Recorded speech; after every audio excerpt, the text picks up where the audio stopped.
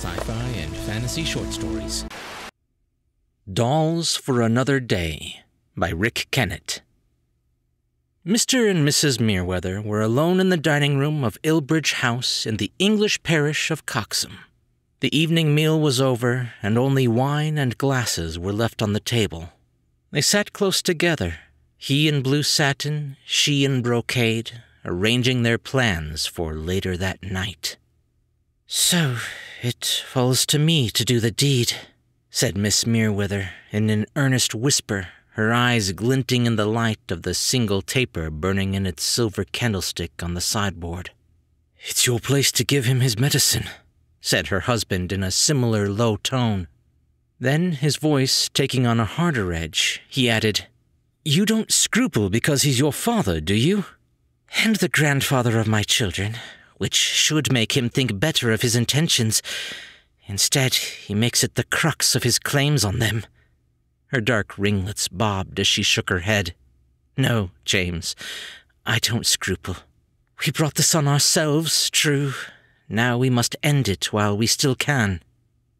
"Elizabeth, do you regret ever marrying me?" "A young architect with no prospects above talent in miniatures." "But it's the truth, isn't it?" "The truth is, if it weren't for my father's workings, who can say where we'd both now be? We could never have afforded all this."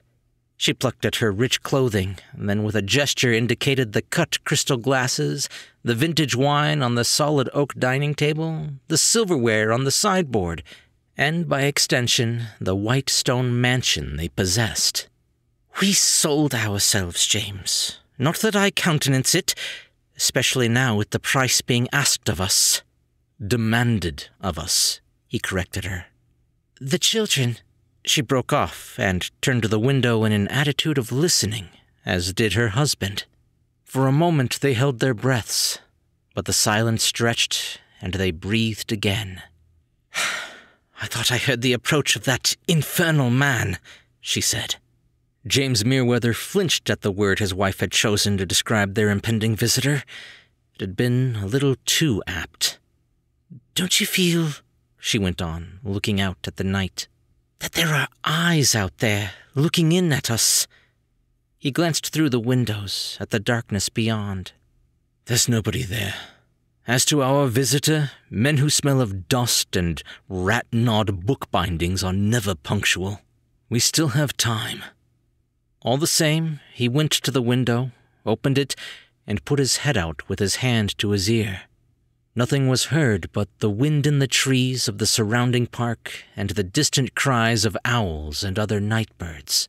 He shut the window again and went out of the room, closing the door quietly behind him. Alone now, Elizabeth swept up the burning taper in its silver candlestick and held it aloft as if afraid of the shadows, afraid of the dark, afraid of what events the night would bring.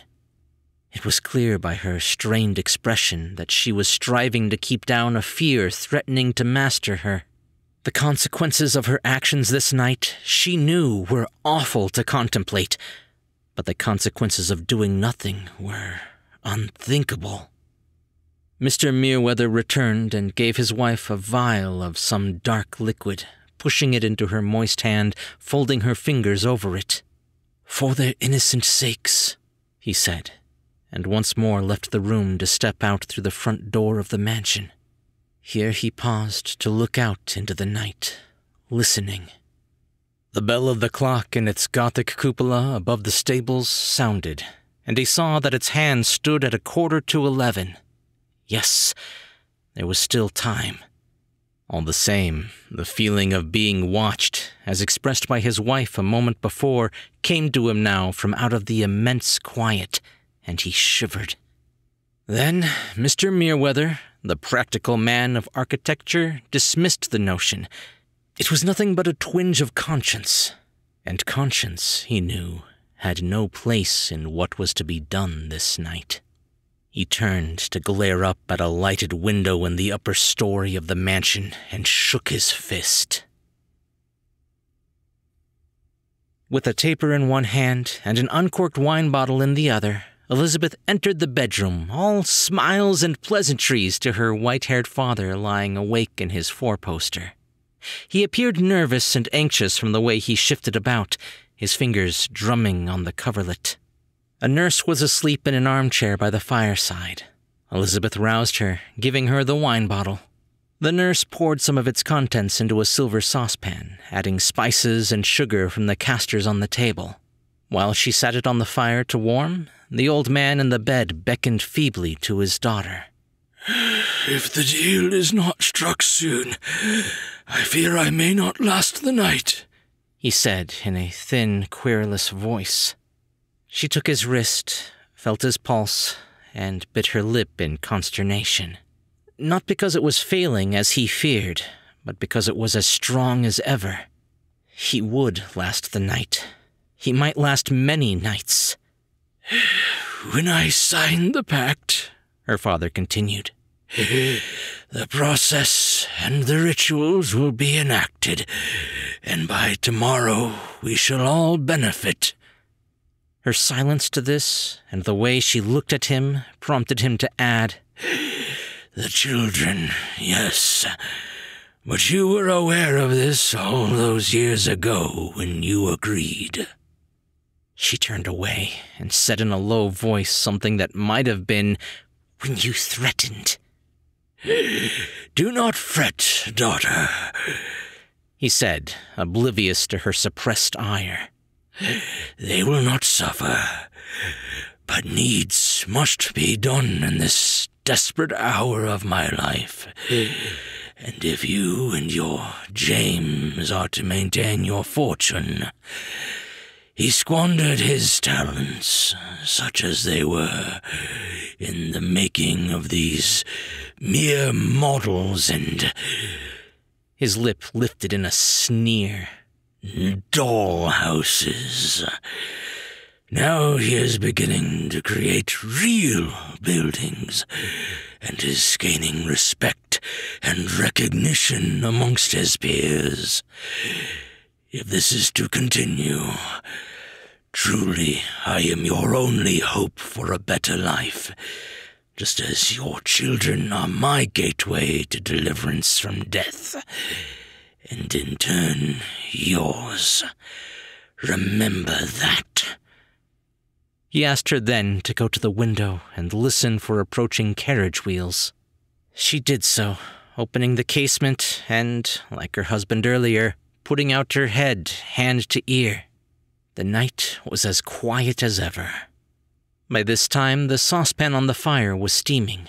The nurse poured it into a two-handled silver bowl and brought it to the bedside.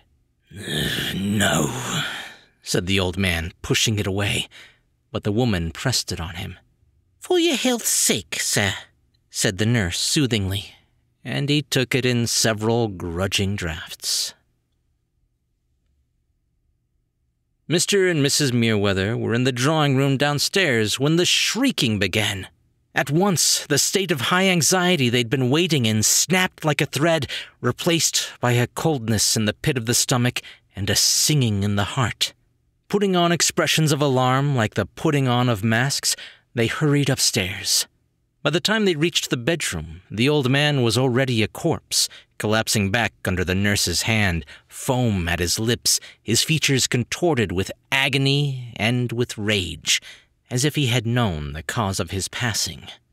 As servants crowded in with much bustle, the master and mistress of the house stepped back into the shadows, lest they betray themselves with the sly smiles stealing slowly over their faces. Outside in the carriage drive, a coach with flambeaux drove up to the front door. A white-wigged gentleman dressed in black was swift to alight and swift up the front steps of Ilbridge House, though he smelt of slow time, of dust, and rat-gnawed book-bindings. Under one arm he carried a small leather case holding papers with curious clauses requiring a signature, also a small knife with a fine blade to aid in its signing.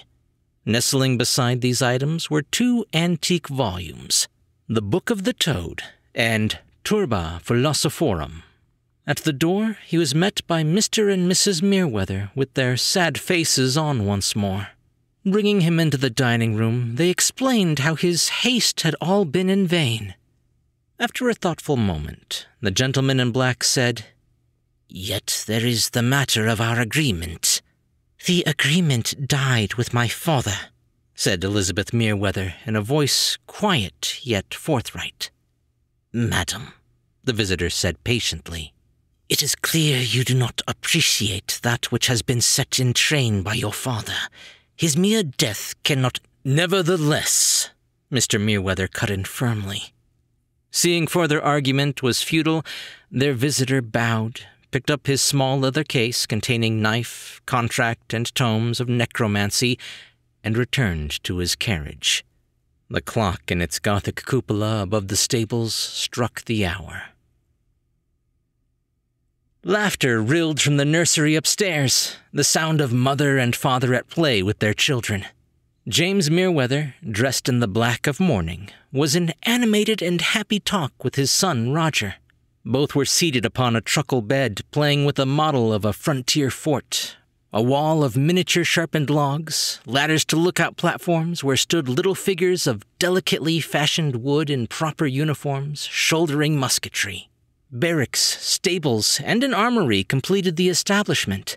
2 lines of toy soldiers stood at attention in the parade ground, flanked by their officers. On the other side of the nursery, Mrs. Merewether, likewise wearing the attire of mourning, was likewise showing little sign of it in her demeanor. With her daughter Bessie, she was delightedly arranging the furniture, the fittings, and inhabitants of a large doll's house in Strawberry Hill Gothic. A replica, in fact, of Ilbridge House itself, with a chapel with its colored windows at one side, stables at the other. The finger-small doll of a gentleman in blue satin sat at the dining room, a lady in brocade and a boy and girl sat in the drawing room. A nurse, a footman, and a cook were in the kitchen, while in the stables stood 2 grooms and a coachman. In a 4-poster bed in the bedroom, little Bessie found a white-haired man in a long white nightshirt. She held the doll up to her mother. "Grandpapa," she said in that solemn way only a 7-year-old can. Mrs. Merewether regarded the doll a moment. Then, taking it gently from the child, she replaced it in the 4-poster, sliding the bed curtains shut on their rods all round, and quickly pulled her fingers away as if something had just nipped her. Out in the park of Ilbridge House, in the deep of the covering night, a lone figure stood watching the lighted windows and the gaiety within. In one hand he held a small mass of shroud linen, crumpled and cunningly fashioned into the shape of a toad. In the other hand, clenched tight, were 2 rag dolls of a boy and a girl. His gaze moved from the toad to the dolls to the colored windows of the chapel, to the coffin draped with a black velvet pall lying upon a bier, candles in tall candlesticks flickering at each corner. He raised his hands with what they held as his gaze became a rigid stare and begun muttering dire, dread words. In the chapel, the pall slid off the coffin as one tall candlestick toppled on the floor. The lid of the coffin began to open. A moment more, and a gray light, not of lamp or candle, but pallid and ugly, passed from the chapel as something moved away. In the nursery, while his son was absorbed in extracting cavalry from the stables of his little fort, Mr. Merewether quietly left the room. In passing, he took a white garment that hung on a peg by the door. A minute passed, and the door of the nursery opened once more. A muffled head poked around it. A bent form of sinister shape, all in white, advanced on the children with their mouths agape, their eyes wide. It stopped, raised its arms, and revealed itself as their father, laughing. But young Roger was already under the blankets in a shrieking agony of terror, and little Bessie had flown wailing into her mother's arms. "James! Really?" His wife scolded him, but not without merriment, and swatted ineffectually at him with a pillow slip. Then, taking the children on their laps, mother and father patted and consoled them, showing their terror to be nothing but a white gown. Calmed at last, they were put to bed, their parents bidding them good night as they left. They shut the door and stole quietly away. For some moments, all is dark in the nursery and silent. But now, around the doorcase, there dawns that pallid and ugly gray light. It washes into the room as the door opens, and the smell of 9 days dead enters, and with it a figure, wrinkled and toad-like, scant white hair about its head.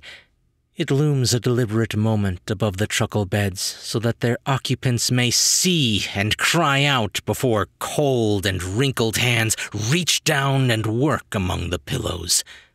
The clock above the stables tolls 1.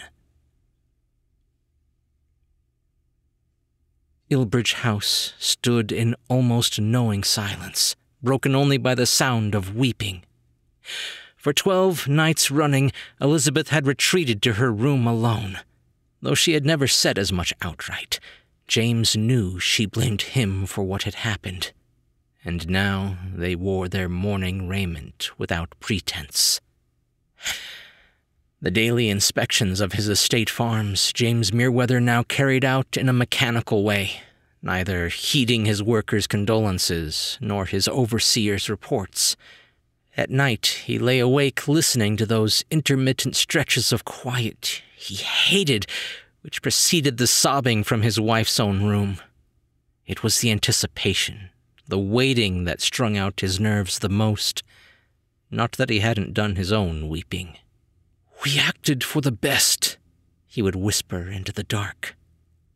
Then, on that 12th night, there came another sound to his ears, a softness as of naked feet moving stealthily down the passage outside his room, heard in the silence between the sobs. He realized he'd been hearing the noise approach for several minutes, but had been deigning its existence to himself. As he stared out into the darkness for a moment, a darker shadow crept slowly past his open doorway. He sat up in his bed, heart racing, telling himself it was imagination, that it was a waking dream, that it was anything than what he knew it to be. The smell of death was in the night air. From the next room, he heard his wife say in a small, cracked voice, "He is here." As James scrambled in the dark for a candle and a tinderbox, managing only to knock them to the floor, he heard his wife continue to speak, her voice coming intermittent and in rising pitch. "Not let you take. Insidious design. Flesh. Life. Monstrous." Her words crescendoed into a long, loud shriek. James leapt from his bed, catching in the bed curtains, colliding with a cabinet, rushing headlong into something cold and wrinkled in his wife's bedroom doorway. He recoiled an instant, and dim candlelight from within the room came into view as something passed by him and into the dark. Ghastly shadows flickered over his wife's prone body, dragged half out of bed. Her mouth gaped open in that last desperate cry, now silent in her throat, and her eyes were wide with what they had seen. As he bent to her, knowing in his heart that she was dead, he realized pale light now streamed from behind. He turned sharp about to see the footman in his nightshirt standing in the doorway holding a candle in a china candlestick. "What was it, sir?" he gasped. "You saw it?" "I saw something," said the man, his face bloodless and white. "Fool!" said James Merewether in a sudden spasm of passion, and, snatching the candlestick from his hand, pushed the man aside to race out into the passage, shielding the flame with his hand as he ran. And as he ran, he was dimly aware of running down the wake of some disagreeable odor growing stronger with every flying step he took. He was not surprised to find the trail leading to the nursery. The door was firmly shut, as it had been firmly shut since the day 12 nights ago, yet the odor of death led there. Stepping forward, he threw the door open, then for some moments stood looking narrowly into the interior, holding the candle in one hand, the candlestick upraised and ready in the other. He did not know, or did not want to know, what he expected to confront in there. Though he was conscious of surprise at the nursery not smelling as of a charnel house in summer, there was only the mustiness that any room closed off for a prolonged period might produce. Yet for all that it was midnight, it was not entirely dark within. The children's toys, and all of them works of love by their father, lay between the empty truckle beds and were illuminated in a dirty, gray glow. It seemed to seep from Roger's frontier fort, its officers and soldiers standing ready, its sentries still at their posts, looking for the return of their young master. It clung like a visible miasma to Bess's dollhouse, all Gothic arches and turrets and windows, with its population poised within. The soldiers in the fort turned stiffly, awakening puppets to face James Merewether. The people in the doll's house filed out its front door and regarded him steadfastly. They raised their tiny arms and pointed their tiny fingers at him. The officers and soldiers, the gentleman in blue satin, the lady in brocade, the little boy and little girl, the nurse, the stable staff, the old man in his white nightshirt who alone of all the dolls was laughing silently. "No," said James Merewether, staring. "No!" The doll's house was not now a four-roomed model with a movable front, but a living image of Ilbridge House. To one side its stables with turret clock, to the other its chapel of colored glass windows. Here the gentleman and the lady talked earnestly in the dining room, though not a word could be heard. Now the gentleman stood on the front doorstep, shaking his fist at a lighted upper window. Now the lady entered the upstairs bedroom to smile and give poison to the old man, anxious in his four-poster. Now the old man started up in his bed, hands clutching at his heart, uttering a cry unheard. Now the servants rushed in, and with them the gentleman and the lady, who then backed into the shadows to hide their expressions of quiet glee. James gave a gasp of bittersweet surprise at the sight of his children in happy play with Elizabeth and himself as that fateful night relived itself before him. Then with a groan he saw into the chapel and to what was now happening there. With one last look at the nursery within the doll's house, where a dirty gray light now dawned around the doorcase, James Merewether raced from the room, fearful of meeting what he had glimpsed entering it as he ran through that self-same door. Somewhere behind him, a clock bell tolled 1. Elizabeth's funeral, much to her husband's surprise and dismay, was attended by the white-wigged gentleman in black, arriving in his coach, its flambeau burning against the night. Still carrying his small leather case, he stood in the dark at a respectful distance from those gathered about the torch-lit gravesite, a smile lurking at his mouth. Days afterwards, James Merewether returned to the nursery, then returned again and again to watch in perverse fascination the reenactment of his sins, those of his wife, and their awful consequences. "We acted for the best," he would say with hot tears rolling down his face. The doll's house mercilessly replayed the plotting, the poisoning, the joyful play, the vile retribution. Once he stood over it with an axe, but couldn't bring himself to destroy it. What if its destruction should be replicated in reality? Or if in some occult manner the blow kill himself? Was it not his own handiwork, physically and spiritually? No, he could not do it, though he often felt now that his life was not worth living. The punishment enacted on his wife and children had been lenient compared to his own. Trusting no servant to help him, he carried the doll's house alone and with much difficulty to the lumber room immediately below the roof, placing it in a far corner, covering it with a sheet. He then locked the door and threw away the key, leaving the doll's house to tell its tale to the dark and to the dust of the years. But wherever he was throughout those years, he could always feel it repeating the deeds done, the crimes committed. A conscience of painted wood and colored glass and moving shadows best kept hidden. James Merewether soon afterwards retired to the seclusion of Ilbridge House, a failed and broken man, having never accomplished any real recognition in architecture, growing pandemoniously fearful of the creeping, dirty gray light of winter sunrises, and firmly convinced all windows were watching.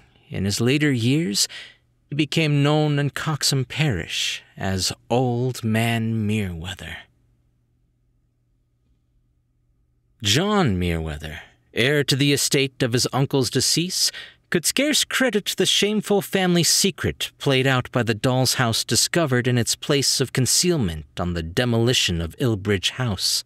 He eventually secreted it away in the lumber room of his own residence, where it remained until sold many years later, and thankfully by his descendants, to a traveling buyer of antiques, who, after watching the hideous pantomime 1, 2, and 3 nights running, sold it for a quick £10 to an antiques dealer named Mr. Chittenden, who, professing he needn't waste money on the cinema when he and his wife could view a drama of the olden times performing in their own household every 1 o'clock in the morning, sold it on without warning or explanation to an avid collector, Mr. Dillett, the owner of a motor car, a fine house, and a keen eye for bargains, who, frightened into a disquieting state of nerves requiring sea air medically prescribed, had the doll's house covered with a sheet and conveyed to the loft. John Merewether sees his late uncle and aunt in murderous conversation in the dining room, lit by a single candle. The antiques buyer sees the man in blue satin shake a fist at the upper window. Mr. Chittenden and his wife watch the old man sit up in his bed, face flushed, eyes glaring, hands at his heart, foam at his lips. Mr. Dillett sees a coach with flambeaux pulling up before the front door, a white-wigged man all in black alighting.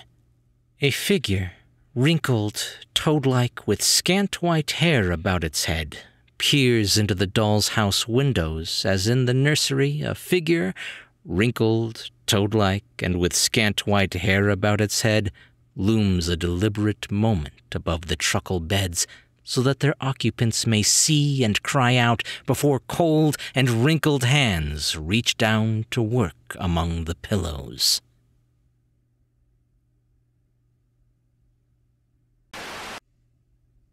Rick Kennett has for many years not been owned by a cat, and these days has to make do with talking to next door's White Tom, who sometimes condescends to talk to him.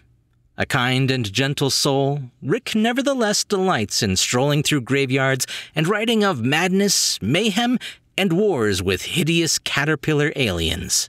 His latest publication, The Crooked Rook, contains 21 short stories and flash fictions, some of which even Rick finds disturbing. Hey guys, I hope you enjoyed that story. First of all, I'd like to thank Rick for coming back to the channel once again. He's been around since the very beginning, so if you've been around the channel a while, you've probably heard a story or two of his. And if you haven't, definitely check the link in the description, because he's got a lot on the channel and they are all great. This particular story I wanted to jump on because it was written in an older style, and I wanted to see how it translated with my style of narration. As I understand it, Rick Kennett wrote this in a conscious imitation of M.R. James's style, and wrote it as a kind of prequel to his story, The Haunted Doll's House. I was kind of surprised that when I was reading it, just not narrating, but reading in my email, it had this old-time feel to it, but then when I sat down and narrated, I think it translated really naturally. Maybe it was because I was reading it with a British accent in my head, and I just didn't want to try that because I know I would butcher it. What do you guys think? If you like the story, be sure to leave a thumbs up and a comment if you're on YouTube. Or if you're listening to the podcast, just be sure to subscribe for more brand new short stories. I'm Chris Herron, and that's it for today's Tall Tale TV.